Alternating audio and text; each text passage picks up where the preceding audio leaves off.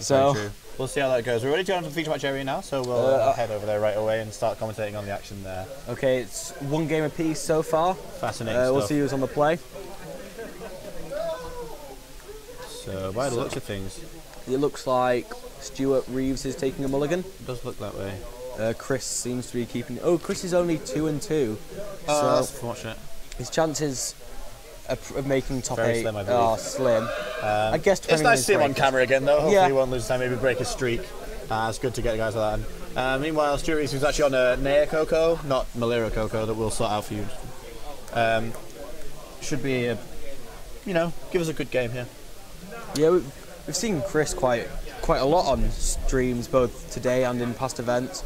So I think So by the looks of things, there should be a good play to it. Hopefully this game won't be dictated by mulligans as it has in the past. We've watched a couple of matches today that have... so Chris starting off just with a Celestial Colonnade tapped, and Stuart going for the turn 2 Noble Hierarch off a Forest. Ooh, looking at his hand, he does have some pretty big hitters. Is he going for the double Goif turn 2 with the many 0-1s? Many 0-1s. Wow, he's boarded in the Gold Cloud Rampager as we might have expected. He's just going to go for Loxton Smiter. I like playing the two Tarmogoyfs there because you want to play around counter spells. You do a little bit, and I think Chris has got Spell Snare and Spell Snare. Remands. I'm not sure about Remand, particularly when you can just cast 2 Tarmogoyfs. Yeah. But Spell Snare is a real problem, and we'll see how that goes. I do like now that smashing with Smiter. Ooh, hit by a path.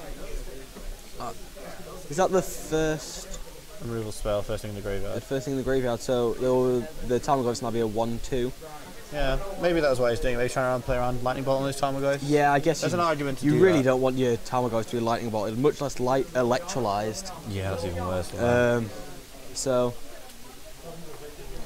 we're searching out a basic planes off this Path to Exile. We might see a double Tarmogoyf play now. Yeah, we'll see. I think Chris probably has a Spell Snare. No, he doesn't. He does have one Spell Snare, which does hit one of the Tarmogoyfs. I think he played a bit too quickly there. He didn't, yeah, but this Tarmogoyf still a good threat for now. We'll see how... It's a 2/3 at the moment, I believe. It is. So a Lightning Bolt can... Still kills it. Yeah, which is what Chris has read. Chris has drawn, so I think... stuff. Chip making sure to check that... Oh, thank you, that's really useful. Well, it's gone. Yep. Thank you. And then I'll probably... So, Bolting Goyfs. Is this the new modern? Bolting Goyfs.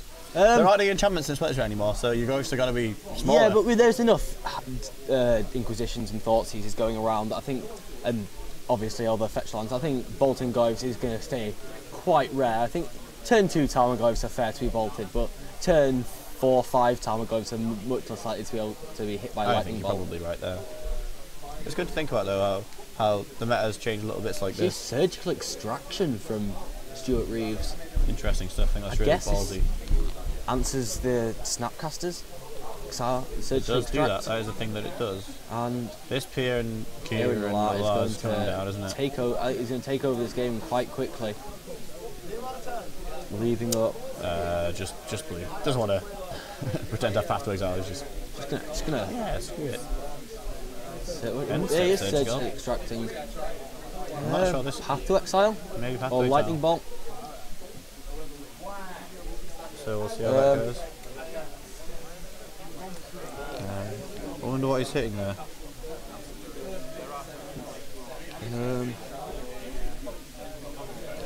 So, what does it look like he's surgically extracting?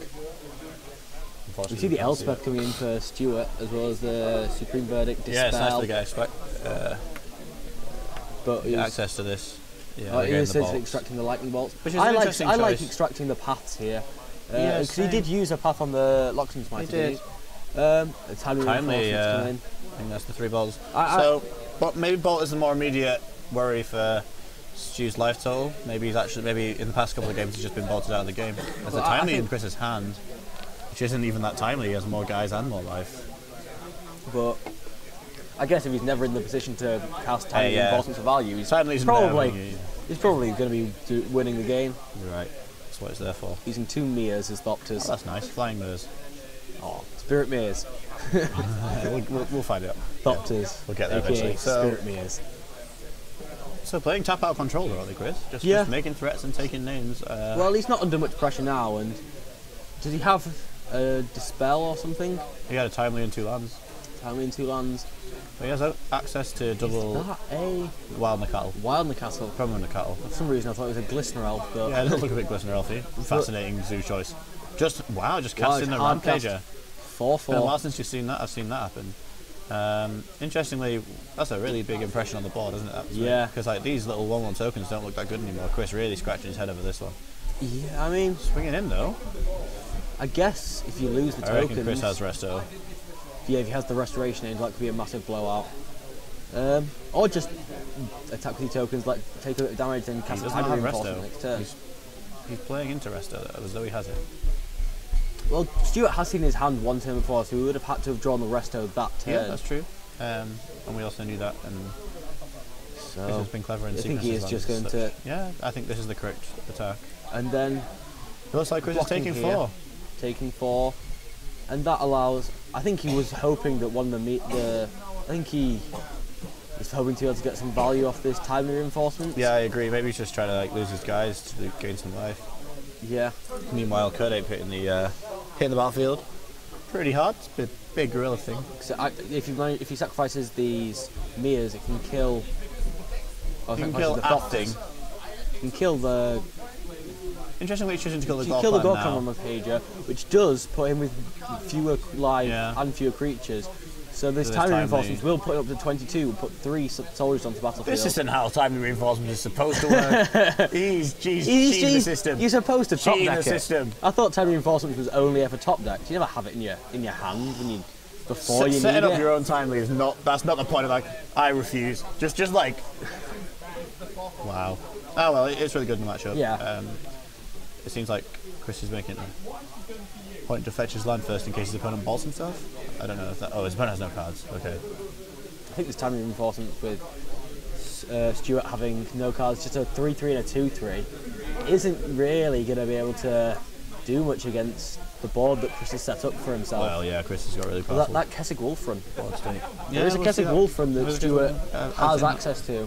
We'll see how that goes. I mean... At the moment, he can activate it for 2. Oh wow, Chris has drawn Snapcaster Mage as well. You can do Snapcaster Timely, Snap, Timely. Ooh, Timely, Snap, Timely. Over 2 turns. Timely, chump block, block everything onto the Wild Nacatl, kill the Wild Nacatl. And let your Pier and Channel the Nalars die. And then... Snapcaster Timely, yeah, but he's got to... Timely. He does have to go back down below 18. I don't know, maybe he shouldn't be focusing on losing life, but the fact that he gets to cast all these Timely Reinforcements does make it seem quite attractive. Yeah, I see where you're coming from. Maybe it's just me wanting to cast as many Timely Reinforcements as possible. Who doesn't? But I'm a total Timely convert. That's it. Now I've always set up my Timelies. I'm playing 4 Timely Reinforcements, 4 of the new Linvala. Let's do it. Let's do it. Make tokens, block with tokens, make more tokens, block with more tokens. I mean, they don't always work that well together, but I guess you just play a really painful mana base and loads of sack outlets just to completely get your opponent with all these Timely Reinforcements. 5 colour Timely. 5 colour mono white. Sounds good. 5 colour mono white. Play mana confluences for value. Mana confluences and all pain lands. Yeah, just do it. You got the shock. You got the shock mana base. Yeah. We got this. Me and you brewing together. We'll sort that out later. What you do is you path to exile your own guys so you can get ramp up to your 6 mana Linvala. What you do is you electrolise one of your guys and you draw a card. Then slam Timely. Slam Timely Reinforcement. Someone's going to do that one day and it'll be good. One day. It won't be good. It could be good. It could be good. I can see if you were on 2 and they were on 2 and you really wanted to gain life. Electrolise targeting your own token. Genius. Here we go. Massive pump on the major pump. Then +4, +4. 4+0. Still trades. Chris takes 3. Falls to 18. It might have. And then the Kurdape dies. Soldiers die. Wall of Owens bounces and Wild Nacatl just bounce off each other. I still think Chris is in a very good position here. Yeah. The way this game's progressed, I'm really surprised. I don't think being able to hit lightning bolt with the surgical extraction doesn't feel like it progressed the board enough. No, I think. Player. Ooh, and get in there with the Celestial Colonnade. Oh, we're getting setting this time up this time. This is all in. He's not even bothering to settle for tiny reinforcements. Kill your opponent plan. I mean, that's a good plan to be on. Some people like that. I prefer the tiny reinforcements plan personally, but why would you want to kill your opponent when you could gain 5 life and make 3 soldiers? Every turn.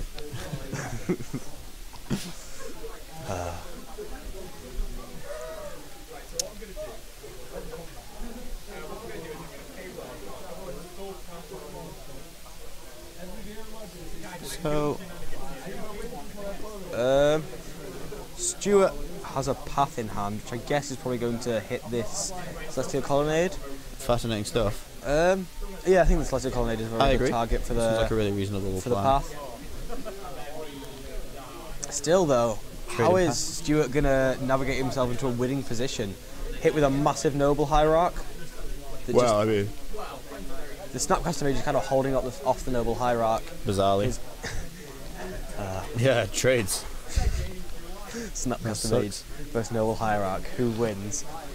Well, they're both expensive cards in this format. One's been reprinted recently. The other one's going to get a lovely foily reprint. Hopefully, we'll see it reprinted again. I do think it should reprint Snapcasters. Is this an Elspeth? Oh no, just Celestial Colonnade. So this might eat a plough. Sorry, pass. Sword, yeah. Yeah, swords. We're in legacy mode. Yeah, legacy mode. Sorry. If only. If only. To be fair, we do run legacy events as well, and if you're interested, definitely have a look at those up on Facebook. Yeah. The Northern League Modern event that we're running today has a legacy sister that we've been running for a long time now, actually. So if you're interested, get in touch with us. Alex Kershaw is available on Facebook any time of the day. Add him on as a friend. If you're a fellow legacy-loving Magic player, then he's always available for you. Yeah. There's a Modern and a Legacy event every 4 months, or at least every month. So yeah, just if you wanna be on this, we're available on Facebook at any time. So yeah, please do. It could be you on camera. Please do come and find us. Attacking with a massive noble hierarch. Looks like the plan, doesn't it? Pithing Needle. Pithing Needle. Now then. What do you name? Well, you could have named Colonnade and saved your path. Yeah. Did you name the Pier and Kieran a lot? Or do you think you'll name Kiki? There doesn't seem very many good names. Yeah, Kiki, I think you were right in your first assumption. If we could get some confirmation of that, that'd be really, really useful. Attacking. Yeah, and it looks like trading off the Noble Hierarch. Needle kick. Thank you very much, Mr. Needle Hayward. is naming the Kiki.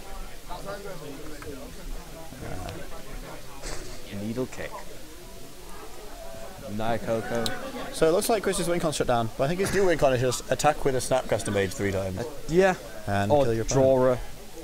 He's got no lightning bolts left. Got no lightning bolts left. He might have electrolyzers. Electrolyzers. Did he play lightning helix? He doesn't play like massive life swing. Wow, that's a change. Got the kitchen thing. Dulcet tones of Nick Hall in the background. I think with the Celestial Colonnade. Wow. Does there a? Does he just win here? No, I think because you can use the kitchen finks to block. Oh, he's just making a 2-1. Ambush Viper. I think he just activates the Colonnade attacks. Yeah. And GG. Well, that's a good ending. Good side into round 5. We're seeing how the Naya COCO deck just attritioned out. Yeah, just attritioned out. The blue red Kiki deck. We didn't see games 1 or 2. I wonder if he got beaten by the combo either of those. But that played out very much like a blue-red control list. I mean, yeah, a little bit. Not really. The only thing that would have even hinted Kiki from that was the Wall of Omens. Everything else is pretty stock. Even then, you can play Wall of Omens. Yeah. This seems fine. It wouldn't surprise me if the format moves to a slower pace, sort of. Because with the Zoo decks, I mean, obviously the Malira decks seem to be doing really well. With the Zoo decks clearly not performing the way they should. Maybe the format's just moving to a slower and more controlling format. Well, we've seen Affinity. From looking today, we've got 4 Jund, 3 Merfolk, 2 Robots. So the top table is quite varied. There's some very aggressive decks in the Affinity and Merfolk, some mid-rangey decks in the Abzan Company and Jund, and then some controlling decks in the Jeskai Kiki. So it is quite a mix. Yeah, I agree, Alfie. So I think I like the meta game as it is. I feel like it's not particularly representative of what the field will be. No one's brought any of the new decks to the to Huddersfield today at IQ Games, so it would have been better if we'd done that